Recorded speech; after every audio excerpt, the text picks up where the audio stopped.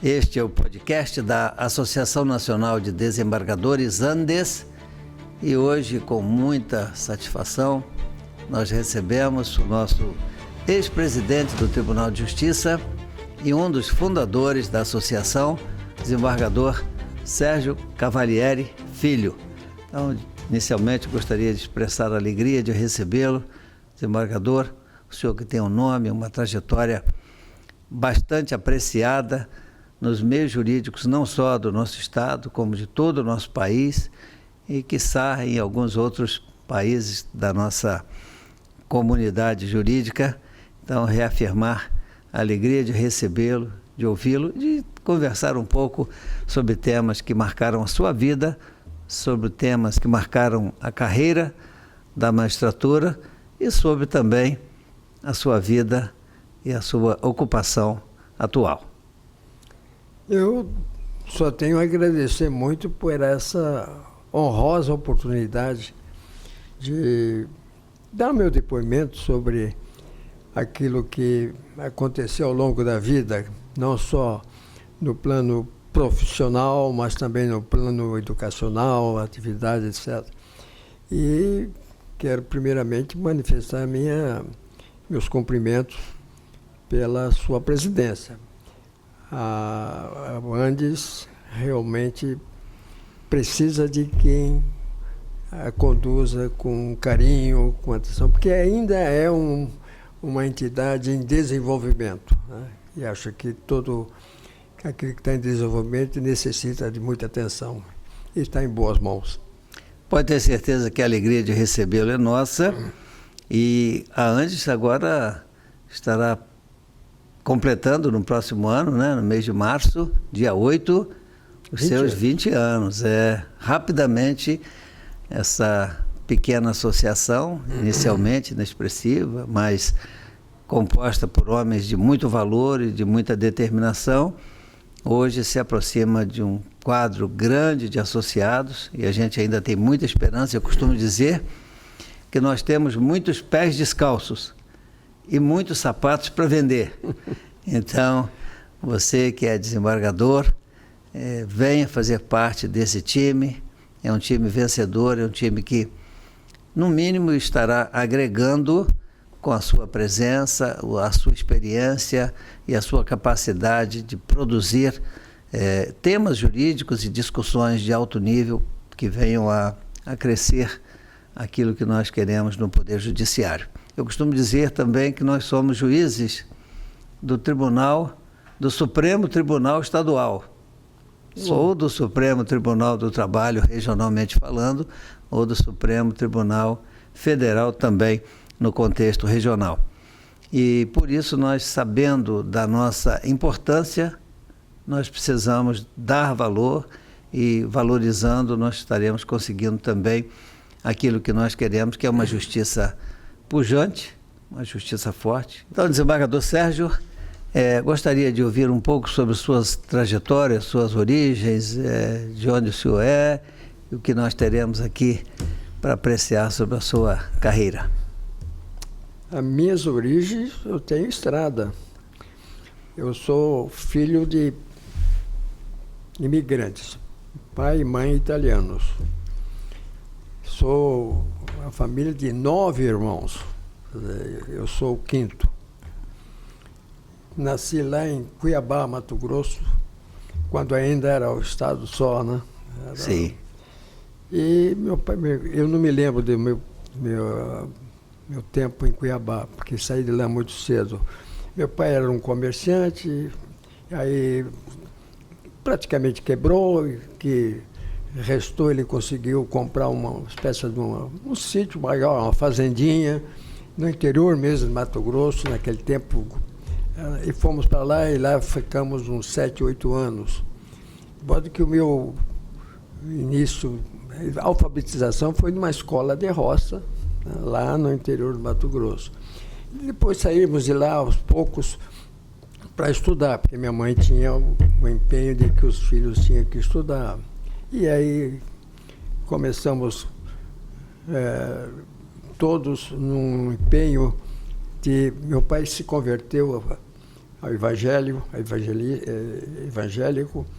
e minha mãe também, e ele então tinha assim um empenho muito grande que os filhos fossem preparados para serem pastores. E eu entrei nessa, né?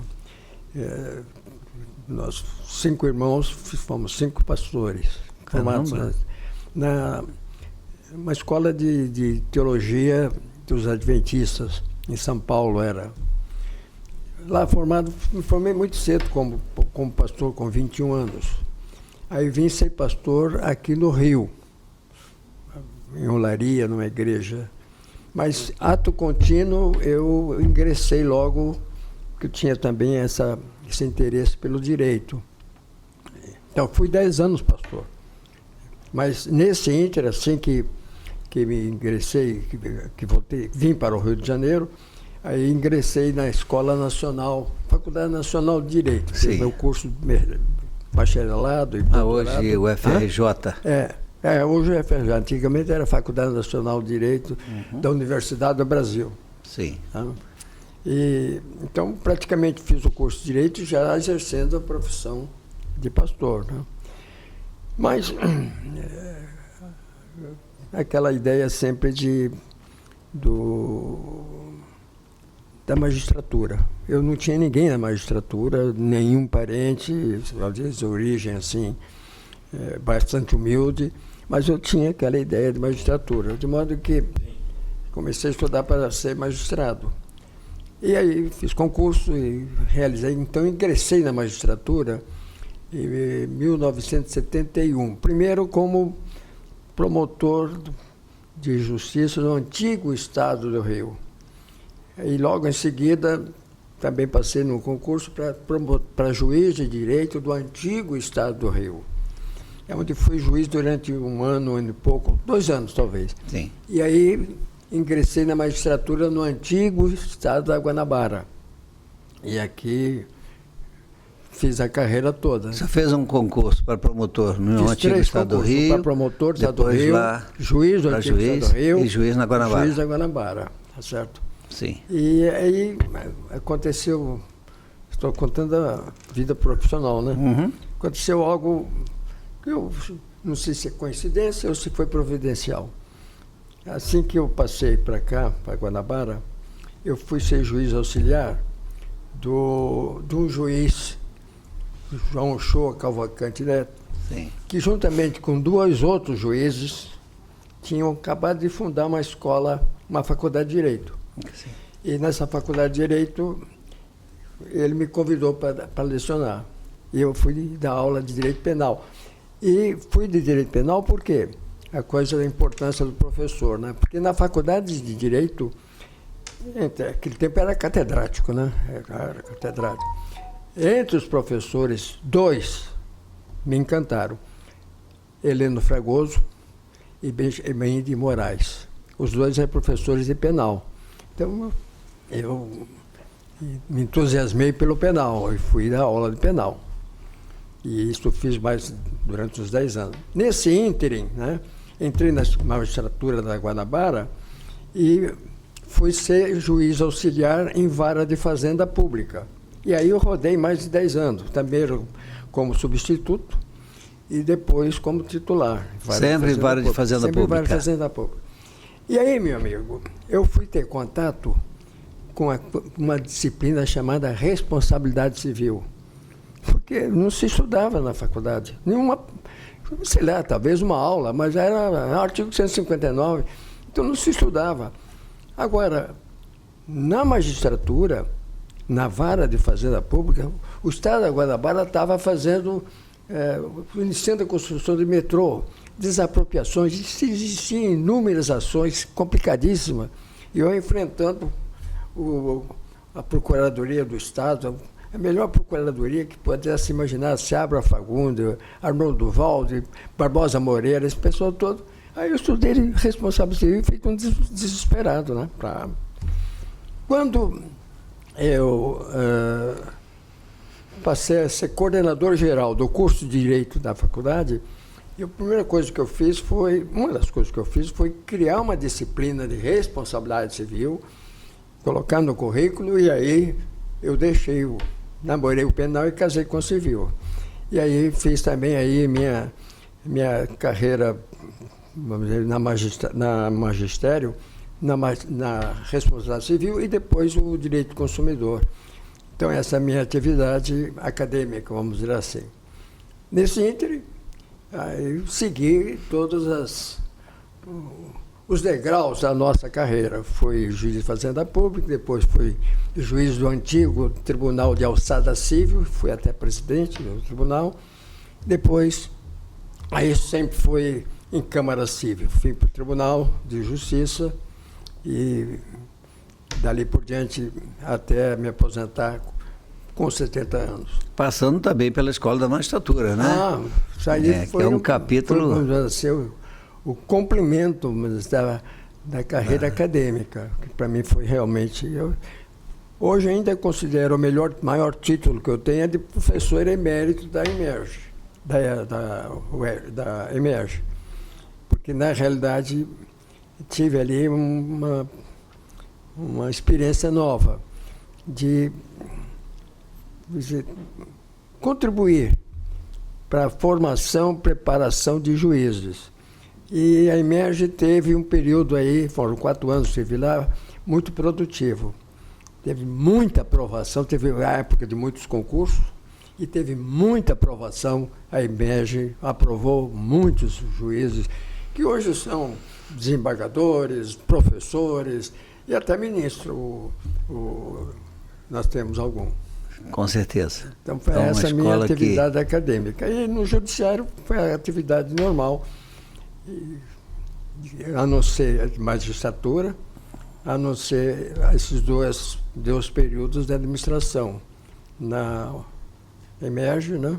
E na presidência do tribunal. Hoje o senhor está aposentado há quanto tempo? Exatamente. Aposentado da magistratura? Da magistratura.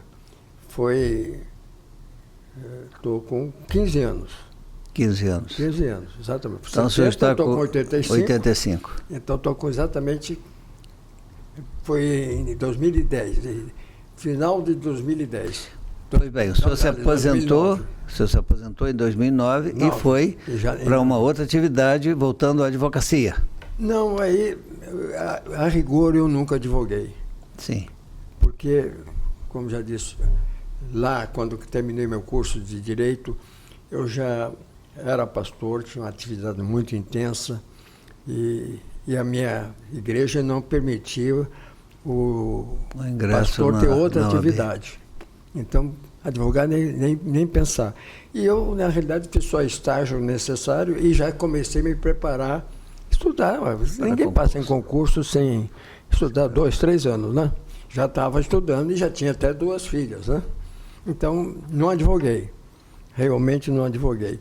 E quando eu saí, não pretendia advogar, mas aí recebi o convite para ser o procurador-geral do Tribunal de Contas do Estado do Rio.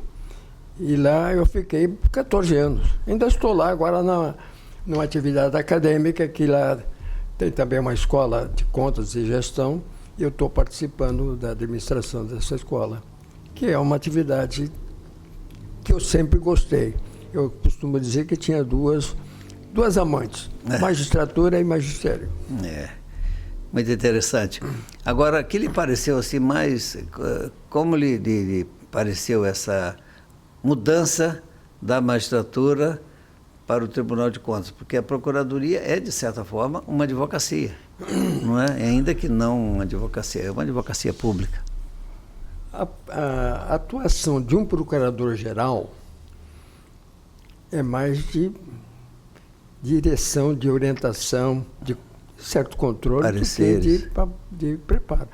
O Tribunal de Contas tem uma procuradoria de 10 procuradores concursados, de excelente qualidade. Excelente qualidade. Então ficava a minha mais ou função menos... era de não atrapalhar. Tá certo? É aquela de... Essa tempo era coisa. Eu conhecia, com o tempo fiquei conhecendo o perfil de cada um. Então, o que eu fazia sempre é a distribuição dos processos. Por quê? Porque já fazia a distribuição De acordo com as habilidades de cada um. Da especialidade de cada um. Porque ali tem tudo quanto é especialidade. É administrativo, é constitucional, é criminal, servidores. Então, ninguém tem condições de assimilar aquilo tudo. Então, procurava sempre o especializado naquela área. E me dei bem. Com certeza.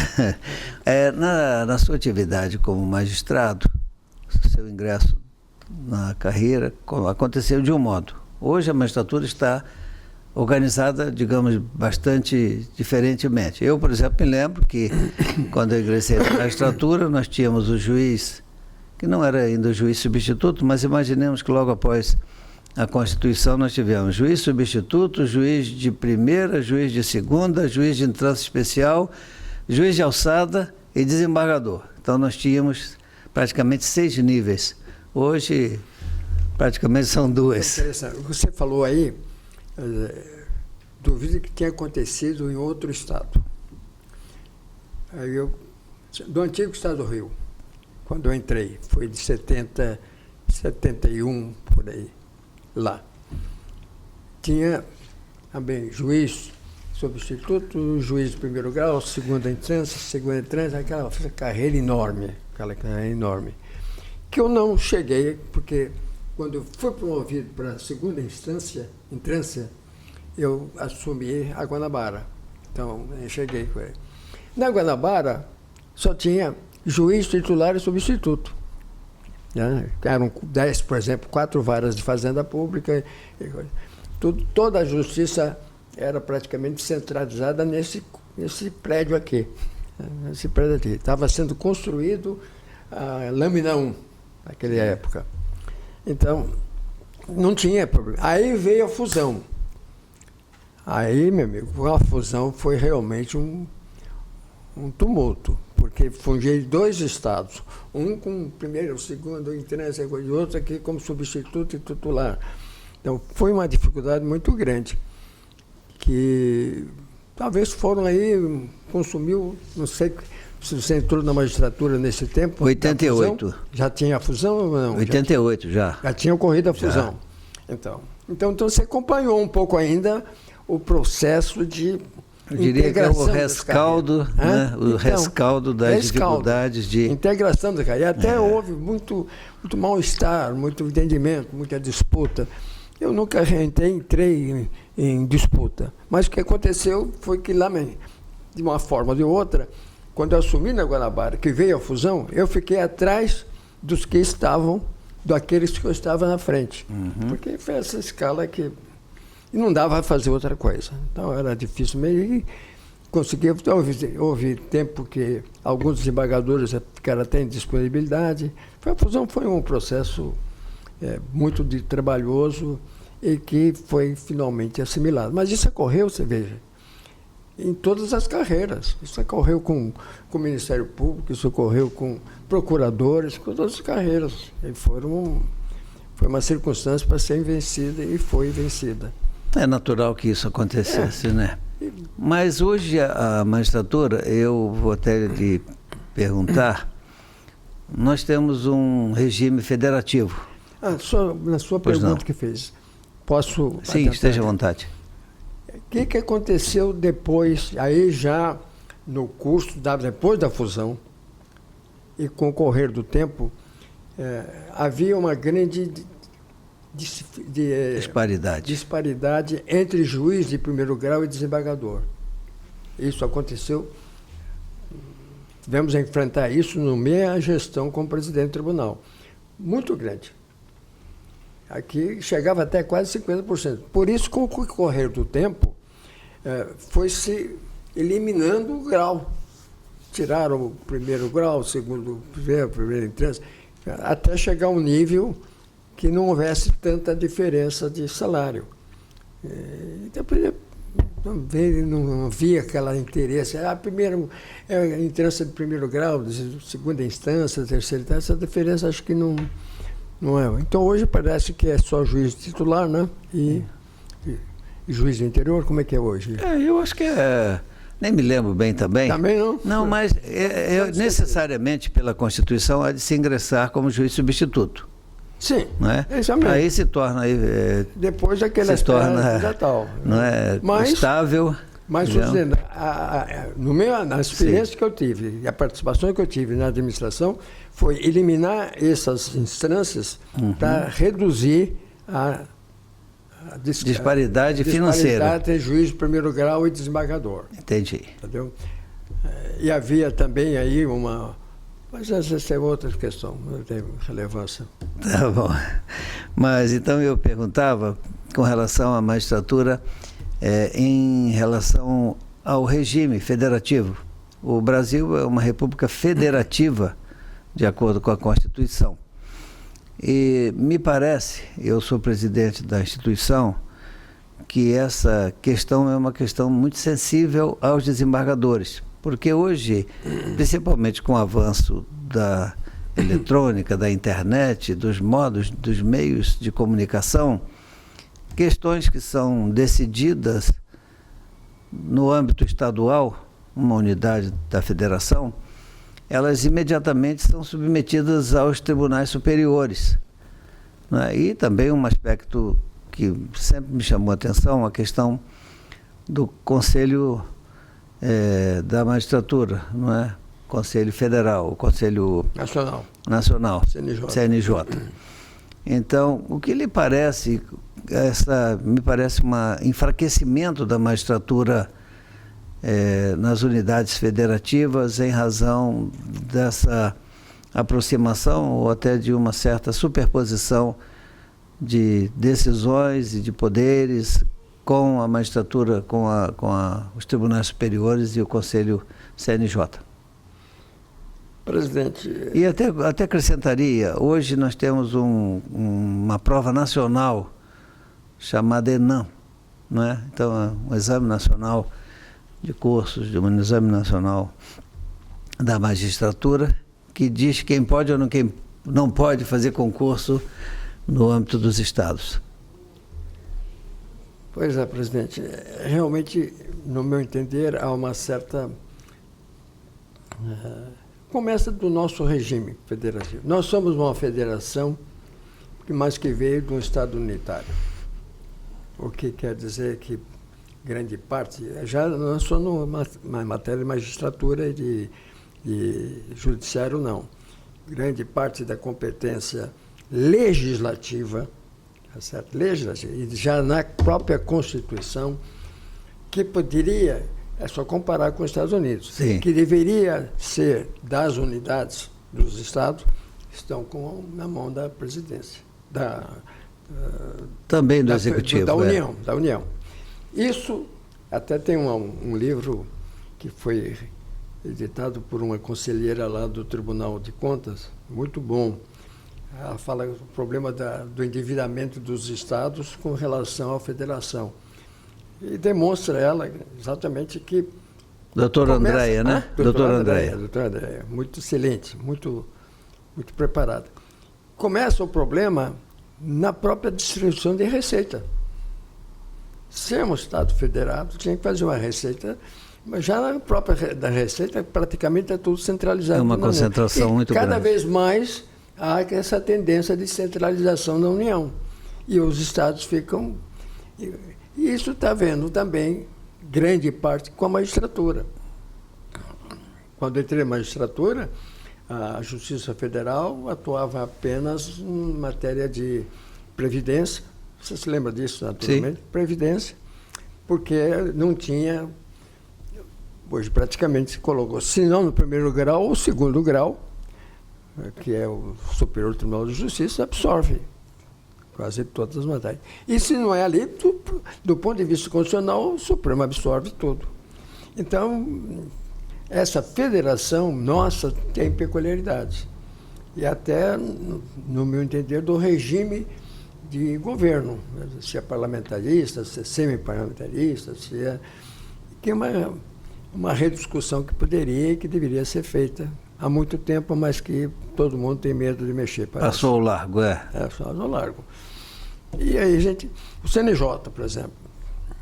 O CNJ também temos que botar, vamos dizer assim, o presidente, ver a nossa parte.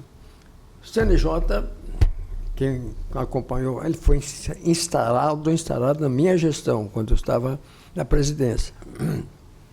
Quem acompanhou a discussão anterior, etc., não, era para haver um controle, porque, na realidade, em muitos estados, não dava menor controle na atuação dos seus magistrados. Deixava competência, trabalho, controle da produtividade, controle de conduta, e até faltas graves que não eram apreciadas. O CNJ vai fazer isso, a CNJ vai controlar isso. E acaba, acho que o CNJ enveredando por um caminho muito maior, que é praticamente fazer lei. As decisões dela, começar com essa... Tudo bem, foi bom, ótimo, mas essa questão de nepotismo. Então, os estados não tinham poder para decidir o que lhe era importante e o interesse peculiar, de certa forma. Exatamente.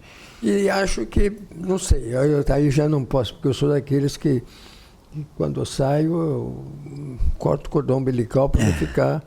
Então, eu não acompanho, não sei o que está acontecendo. Mas a finalidade do CNJ, por exemplo, não tenha dúvida, que é uma interferência. Eu não sei se nos Estados Unidos acontece isso.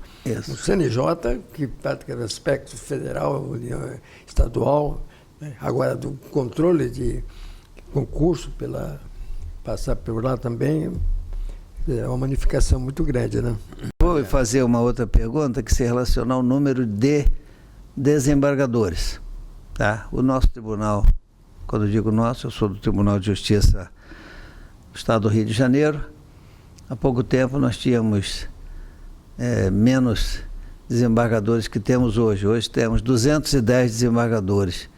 O senhor acha necessário que o tribunal, eu não estou falando só do Rio, estou falando de São Paulo, 360 desembargadores. E eu posso até fazer uma comparação com o Supremo Tribunal Federal, que há N anos tem 11 membros.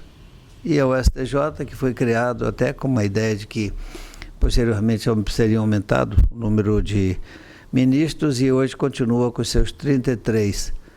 O senhor acha que seria relevante essa questão? Eu vou até dar mais um exemplo, porque eu, como presidente de associação, nós temos alguns tribunais regionais do trabalho que têm 8 membros, cada tribunal. E eles têm uma dificuldade até às vezes na hora de votar, porque se tivesse 9 não daria nunca um empate, né? O presidente poderia decidir com o voto de Minerva.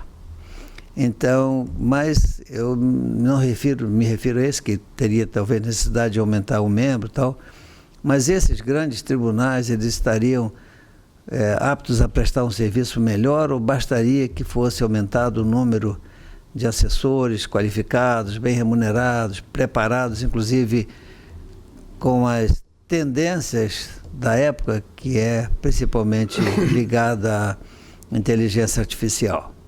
O que eu posso dizer nesse aspecto é que, mesmo antes de ser presidente, já foi na época da gestão do Tiago e sucessores, nós investimos muito em juizados especiais. Por quê? Porque havia realmente uma sobrecarga muito grande de processos no judiciário, principalmente depois da fusão, então, porque Sim. Antes da fusão do Tribunal de Alçada com a Justiça, que antes da fusão mandava quase tudo para a Alçada, e o tribunal ficava bem mais aliviado, mas quando veio a fusão, aí pesou para todo mundo, e eu não achava mole o trabalho de desembargador, não, é um trabalho pesado. Então, nós tentamos, desempenhamos e conseguimos durante muitos anos. E aí, até o Saldanha, o Belize, o Salomão, todos concorreram, porque era na época aquela ideia de dar uma solução, também para os casos, por exemplo, na área penal, contravenção ficava enrolado com crime grave e não andava nenhum e não andava outro. Então, os juizados especiais foram realmente uma solução, no meu entender, espetacular. E, não sei hoje, mas nós investimos e instalamos juizados especiais no estado todo e mais próximo possível do cidadão. Houve um tempo, aí nós acompanhávamos isso com estatística, que praticamente o número de processos no juizado especial era mais de 50% do que era antes no judiciário. Então, se não fosse o juizado especial, não tinha mais, não sei como está hoje, mas deve estar até melhor. Não tinha solução. E não tinha sentido mesmo as ações simples, questões de primeira, fácil de ser resolvido, ficar seguindo aquele ritmo. Eu não sei se novamente não seria caso de repensar aquilo que está acontecendo hoje, sem prejuízo dos juizados especiais. Ou, quem sabe, além dos assessores melhores, quem sabe, de, vamos dizer assim, aumentar a competência dos juizados especiais e investir mais nisso para evitar que haja essa sobrecarga enorme, às vezes, de ações que poderiam ser evitadas. Então, no momento, eu acho que assessores é indispensável. Sim. Estou dizendo aí. Você estava me dizendo como é que eu atuei lá como procurador. Porque eu tinha 10 procuradores excelentes, competentes, e que sabia que eles faziam bem. Eu tinha apenas que ler antes para ver para quem mandava e ler depois para ver se estava dentro daquilo que a gente... Pensamento do tribunal. Correto. Então, presidente... Mas aí o senhor já me levou a uma outra indagação, mudando um pouco de assunto, né? Porque hoje os tribunais são realmente muito grandes e, com certeza, eles representam um peso financeiro impressionante. Mas o senhor disse que o senhor estava lá, isso até um ano mais ou menos, como procurador-geral do Tribunal de Contas. Ele parecia que o senhor tinha preparo físico, que o senhor poderia estar fazendo bem o seu trabalho ou que já deveria estar em casa obedecendo a esposa e fazendo aquilo que ela lhe determinasse naquela famosa Jaque, né? Aquela operação. Só você, Jaque, se não tiver outra coisa para fazer. Entendeu? Do ponto de vista físico, eu tive realmente um problema grave. Foi 2016, são quantos anos? 9 anos? 16, 26, 9 anos. 9 anos. Tive um infarto, né? Uhum. Infarto, teve que botar 7 estentes. Mas tive um infarto fazendo o quê? Correndo na praia, correndo na areia. Então, um negócio, problema... Então, mas, apesar disso, não corro mais, mas todo dia tenho o meu compromisso de andar, de fazer minha ginástica, de levantar cedo para isso. Então, do ponto de vista físico, ainda estou em condições de funcionar. Se um dia acontecer de não poder mais, aí é diferente. Sim, mas não há uma imposição de que o senhor tenha de se aposentar. Então, a pergunta que eu quero lhe fazer é se a magistratura e os demais funcionários públicos sujeitos à compulsória, se essa idade poderia ser ampliada ou se há mais doentes na chamada PEC do andador que não recomendaria essa alteração. Você vê, cada caso é um caso, né? Mais ou menos estatisticamente falando. A partir de uma certa idade, cada um tem o resultado daquilo que semeou, evidentemente. Né? Com certeza. Mas eu fui para casa porque fui forçado. E mais, se eu tivesse outra vida, outra oportunidade, ia fazer o mesmo caminho, ia ser magistrado outra vez. Fui magistrado porque realmente era a minha vocação. A mesma coisa é o magistério. Mas praticamente troquei o púlpito, né, de pastor para o magistério. Dei aula também aí, 40 anos quase. E essas são as duas paixões que eu tive, que eu tenho até hoje. Então, por enquanto, estou fazendo aquilo que eu gosto de fazer. Mas numa análise mais, digamos, global, o senhor vê que a maioria estaria preparada? Esse problema começou quando veio a questão de 70 anos ou 75. Eu sempre fui a favor dos 75. Sempre fui. É claro, se o cara não tem mais condições de trabalhar, ele vai ter que reconhecer, mas se ele tem disposição, se ele tem condições de trabalhar, por que não? Sim, porque aí são dois aspectos, né? O primeiro seria, digamos assim, o aumento da idade, da expectativa de vida do brasileiro, que hoje está em 78 anos. Então, 78... Que não pode comparar no tempo... Não, e nem pode comparar também, eu acho que com as pessoas que têm um tipo de trabalho, embora estressante, mas tem também um cuidado, um acompanhamento. Então, há recursos, digamos, que são colocados à disposição de desembargadores, de juízes, de pessoas que têm uma remuneração melhor e que podem ter uma qualidade de vida também melhor, ainda que, como disse, seja uma atividade estafante. E a segunda, a própria Previdência, porque cada aposentadoria, ela onera, sobrecarrega. E também uma terceira, que quem quisesse se aposentar ainda estará em condição de fazê-lo após preencher os requisitos.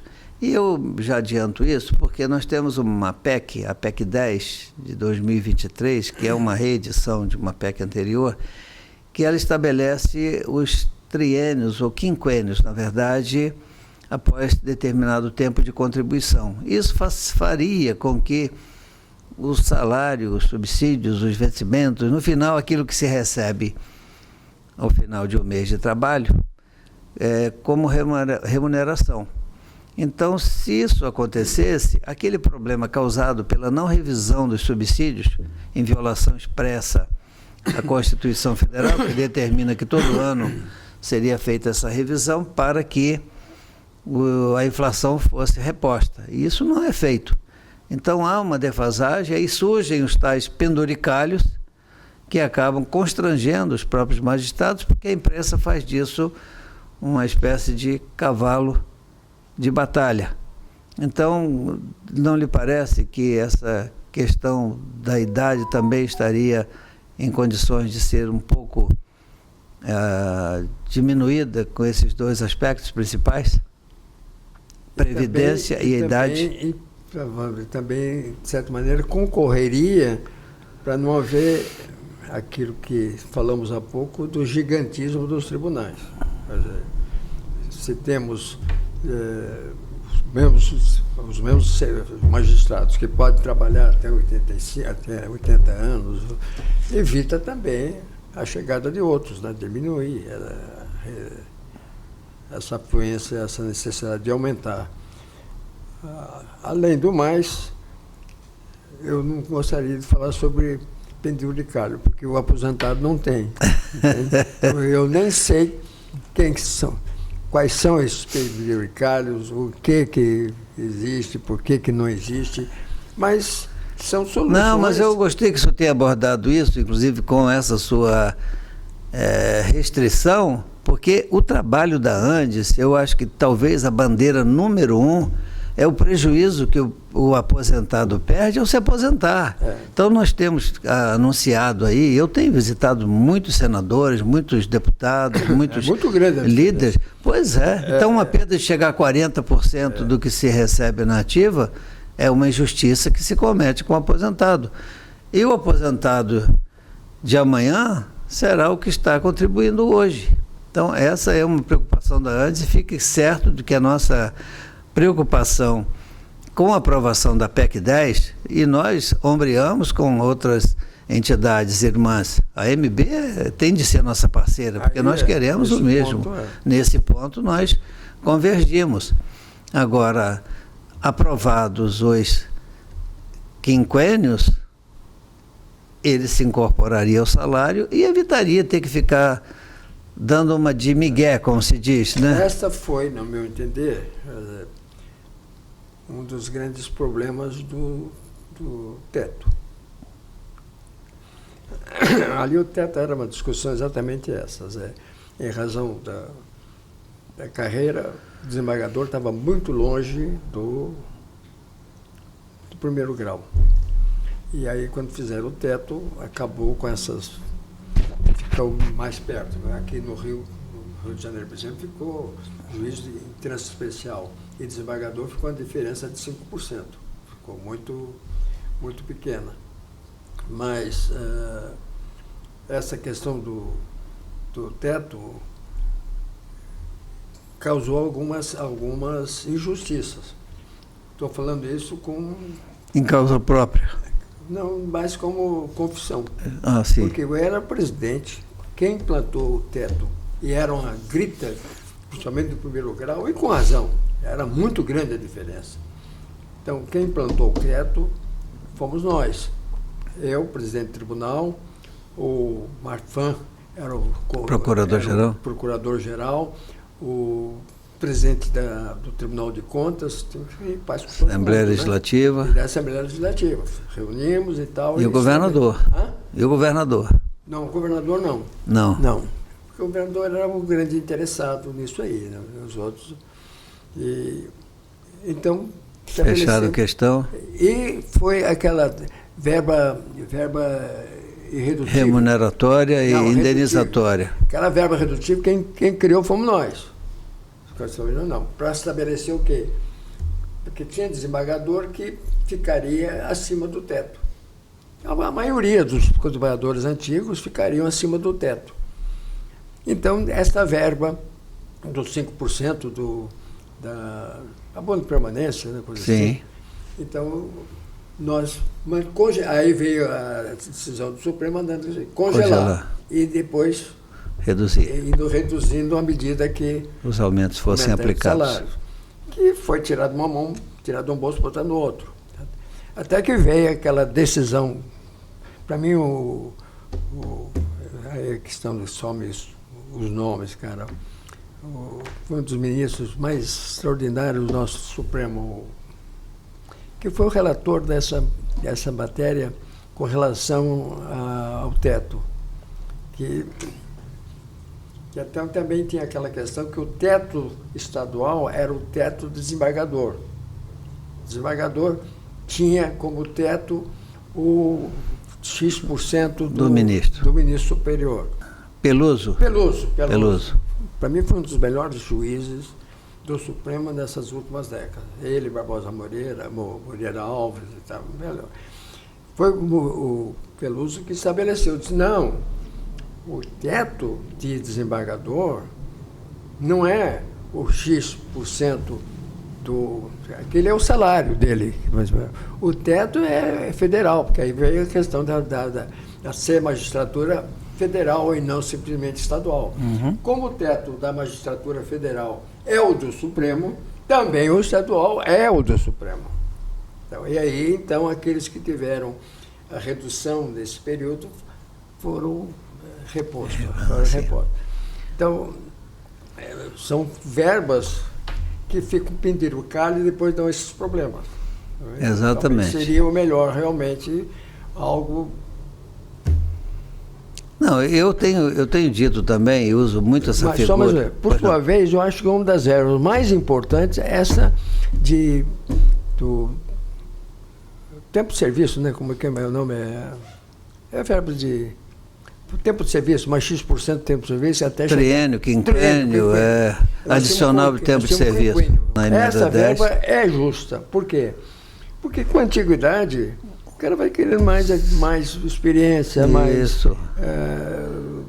E remunera a experiência de alguém que está... É o prêmio para ele ficar 30 anos, Tá certo? Uhum. Porque interessante, o Rio de Janeiro, isso também eu fiz um levantamento na época que era da Emerge, é o estado onde o desembargador se aposenta mais velho. Tem estados aí em que mal ele chega na se aposenta. Porque tem outra coisa para fazer. Né? No certo, porque tem outra coisa para fazer. Sim. Tá certo? Com certeza. Mas se aposentam. Aqui não. O cara rala até os 70 anos, até os 75. Eu ficaria até os 75 com muito prazer. Lutei por isso, mas não peguei. Que pena. Nós perdemos. Nós da magistratura. Mas eu sempre uso uma figura que... Justamente quando há aposentadoria, é que o profissional precisa mais de ter um salário que seja compatível com as suas necessidades. E que o idoso quando a pessoa é jovem, ela tem um carrinho que ela vai para o supermercado. E o idoso aposentado, ele tem um carrinho que ele vai para a farmácia. Então, é um remédio para o olho, é um remédio para a cabeça, para o ouvido, não sei o quê. E a verba que ele recebe, grande parte é diluída com os medicamentos. Tem fugido todo dessa. mês a farmácia. Então. Eu tomo meia dúzia de remédios. Estou hoje controlando, tá mais ali, rigorosamente. É verdade. Além, não fico só no remédio, não. Tem a sua atividade física, seu cuidado, alimentação, tudo. Tempo de sono, isso é muito importante. Mas o senhor disse que tem 2 filhas, são as 2 da magistratura? 2 filhas e 2 em criação. Né? A mais velha é a Suimei, desembargadora. A mais nova é a Simone, que é juíza da Barra, também já tem. Boa estrada. Já está entre os mais antigos. Tá? Uma sobrinha querida, que é filha do meu irmão, que faleceu muito cedo, e que tive o prazer de acompanhar, que é a Vanessa. Juíza de família, de menores, né? Menores. E tem a Nelise, que é secretária de Câmara, entendeu? Então, são os 4. Isso aí, todos estão... E mais, já que você tocou nesse assunto, tenho 4 netos. Um casal filhos da Sui e um casal filho da Simone. O da Sui são mais velhos. A filha mais velha, a neta mais velha, já foi aprovada em vários concursos e hoje é procuradora do Estado. E o irmão dela foi aprovado no último concurso para diplomata. Ele quis ser diplomata, vamos lá. Beleza. Beleza. Muito bom, né? Alegria de uma família. Por desculpe eu falar isso, mas... Não, pelo contrário. É um prazer. É sinal que foi dado a eles uma boa educação e essa educação ela vai se proliferando, ela vai se aperfeiçoando nas gerações seguintes. Mas estou aqui à sua disposição, se quiser dar uma mensagem final para os nossos espectadores. Né? Foi muito bom a nossa conversa. Mais uma vez, reafirmo que eu disse no início, para mim, o seu convite para esse bate-papo é uma homenagem honrosa, generosa até, certo? Poder recapitular a vida em comum que tivemos aqui como colegas.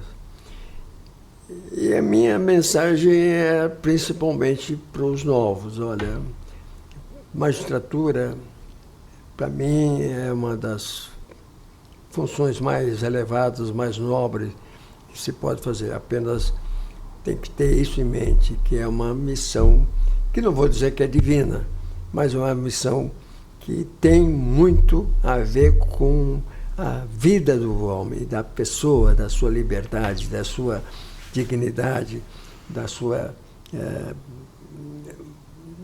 imagem, e ninguém melhor para fazer isso que o magistrado. Então, por isso, eu gostaria de voltar a ser magistrado se tiver outra oportunidade. E desejo para vocês, para a nossa instituição, porque tive o privilégio, aí sim, para mim foi um privilégio ter participado da criação da ANDES, no momento em que era o presidente, e isso é bom você lembrar, e o corregedor era o Carpena. O Carpena fez aí um movimento, trouxe corregedores do Brasil todo para a gente lançar a Associação de Desembargadores. Aí depois temos que destacar os outros que seguiram, que deram continuidade, mas o Carpena merece essa... Mas lembrando desses fundadores, quem assim ele parece ter trabalhado bastante, atuado no início da instituição. Quem fez? Sim. Em primeiro lugar, Carpena. Carpena. Carpena, porque... Ele é o fundador, teoricamente, foi digamos. Exato, dos. Não, mas não digo fundador no papel, digo fundador papel, que movimentou. Lembro, mas deve ter sido, sem dúvida foi. Sem dúvida no papel foi. Porque ele, ali, o Rabelo também enfatizou muito, trabalhou bastante nesse momento. E havia outros, mas desses dois são parece mais destacados. Importante. A atuação do Carpena foi exatamente conseguir trazer desembargadores de fora, para comprarem a ideia. Fez um encontro de corregedores e nesse encontro de corregedores lançou a ideia. Lançamos. Muito bem. É um nome que merece a nossa consideração. Com certeza. Então, você que está nos assistindo, se é desembargador, o seu lugar é aqui conosco. Nós temos uma série de eventos, realizamos o nosso primeiro Congresso Nacional em Foz do Iguaçu, agora de 5 a 8 de junho, e foi um sucesso garantido pelas avaliações de todos que ali estiveram e dos que tomaram conhecimento dos eventos que foram produzidos, de várias naturezas, não é? Voltada primeiramente para o interesse da magistratura de segundo grau, voltada também para aqueles nossos parceiros que conosco colaboraram e também para uma atividade social, né? Que ali o ambiente de Foz do Iguaçu é muito propício às compras, aos passeios, e também tivemos lá um jantar muito animado, e se você não esteve conosco, você perdeu. Mas não perca os próximos. Estamos trabalhando na criação da Escola Nacional de Desembargadores. Também teremos o nosso primeiro FENACAN, que é o Festival Nacional da Canção da Magistratura. Estamos trabalhando na realização do segundo Congresso Nacional de Desembargadores, que deve ocorrer de 5 a 8 de março de 2026. Aqui no Rio de Janeiro estaremos comemorando então os 20 anos da Andes. Temos trabalhado pelos nossos associados, ainda com as limitações que a nossa estrutura permite. Então, a sua presença, a sua colaboração, a sua participação, com certeza, acrescentará muito à nossa instituição. Querendo associar-se, por favor, contacte a Andes. Nós temos aqui pessoas prontas, ou falem comigo, Fábio Dutra, desembargador do Tribunal de Justiça do Rio de Janeiro. Meu telefone é 21 99 625 7654. Terei o maior prazer de atendê-lo e de envidar esforços para que você esteja conosco. Muito obrigado, forte abraço, até a próxima.